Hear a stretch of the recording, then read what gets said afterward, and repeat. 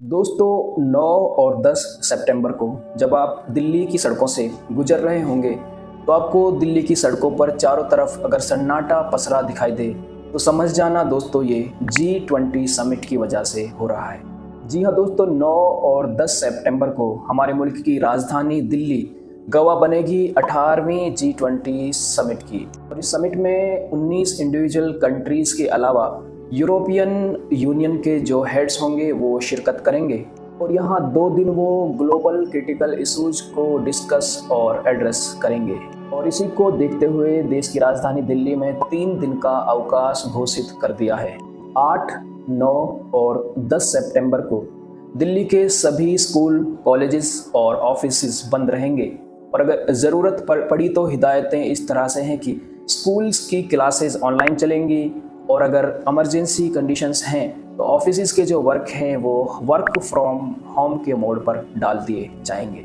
तो दोस्तों, क्या है ये G20 समिट यानी G20 शिखर सम्मेलन और जिसके लिए इतनी ज़्यादा तैयारियां की जा रही हैं कि देश की सबसे बिजी सिटी, देश की राजधानी दिल्ली में ट्रैफिक को कंट्रोल करने के लिए वहां पर 3 दिन के हॉलीडेज़ डिक्लेयर कर दिए गए हैं, स्कूल कॉलेजेस बंद कर दिए गए हैं।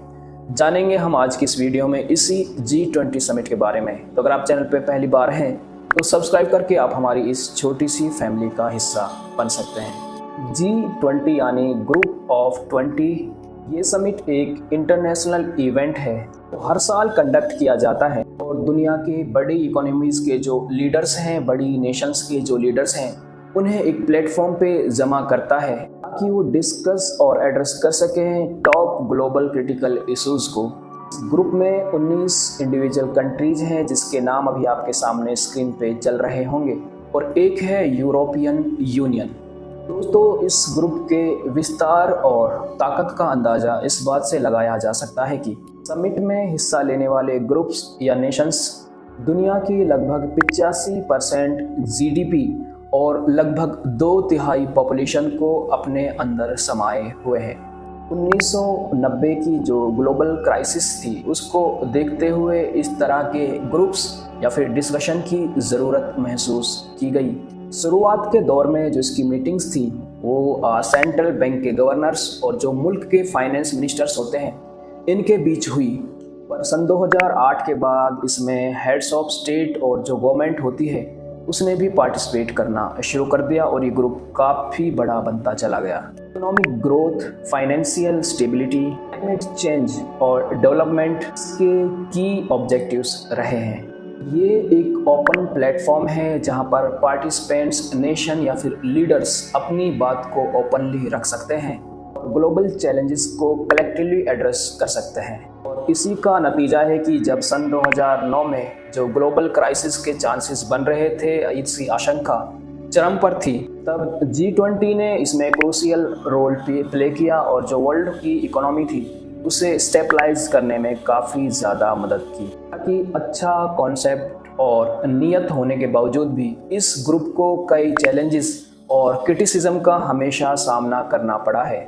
छोटी कंट्रीज़ या नेशंस ये आरोप लगाते रहे हैं कि उनके पास अगर अच्छे आइडियाज़ हैं या फिर उनके पास अच्छे सजेशंस हैं, उसके बावजूद भी उनकी बात को तवज्जो नहीं दी जाती है। उनके आइडियाज़ या फिर सजेशंस को G20 के जो देश हैं वो अपने प्रोपेगेंडा में जगह नहीं देते हैं और सिर्फ जो बड़ी नेशंस हैं इनके ही आइडियाज़ को आगे फॉलो किया जाता है, आगे अप्लाई किया जाता है। दोस्तों, ये थी कुछ बेसिक इन्फॉर्मेशन, बैकग्राउंड, इसकी हिस्ट्री और इसके जो मोटिव हैं, चैलेंजेस हैं G20 और जिसे ग्रुप ऑफ 20 समिट कहा जाता है, जो इस बार हमारे लिए बड़े सौभाग्य की बात है कि हमारे मुल्क हिंदुस्तान में होने जा रही है।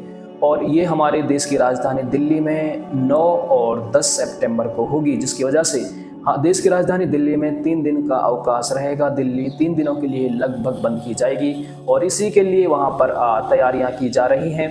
क्या कुछ निकल के आता है इस G20 समिट में जो होगी 8, 9 और 10 सितंबर को दिल्ली में, उसमें अगर इम्पोर्टेंट चीज़ें, इंटरेस्टिंग चीज़ें निकल के आती हैं तो हम आपको इसी चैनल के माध्यम से बताने की कोशिश करेंगे। तो अगर आप चैनल पर पहली बार हैं तो सब्सक्राइब करके आप हमारी इस छोटी सी फैमिली का हिस्सा बन सकते हैं। धन्यवाद।